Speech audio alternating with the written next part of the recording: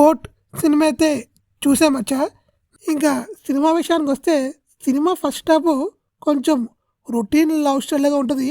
ఆడి మనం ఈ type love style చాలా చూసాము. లో కాస్ట్ అబ్బాయి, హై కాస్ట్ అమ్మాయి ఇద్దరు ప్రేమించుకుంటారు.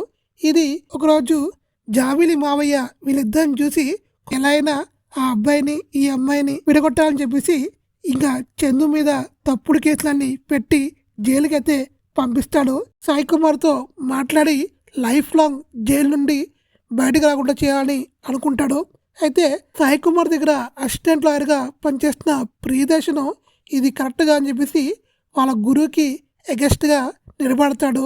ఇంకా ప్రియదర్శన్ ఎలాగా చందుని బయటకు తీసుకొచ్చాడు అనేదే సినిమా ఒక పాయింట్.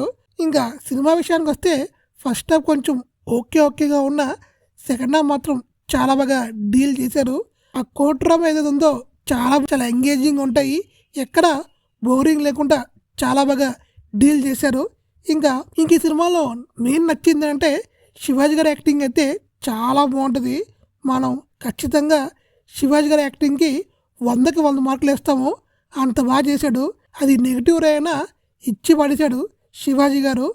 ఇంకా ఓవరాల్ చెప్పుకోవాలంటే ఈ సినిమా ఫస్ట్ హాఫ్ ఓకేగా ఉన్న సెకండ్ హాఫ్ మాత్రం చాలా బాగా ఎంగేజ్ చేస్తుంది. క్లైమాక్స్ కూడా చాలా బాగుంటుంది. ఇంకా ఈ వీకెండ్లో మీరు సినిమా చూడాలనుకుంటే కంపల్సరీగా వెళ్ళి చూసేయండి.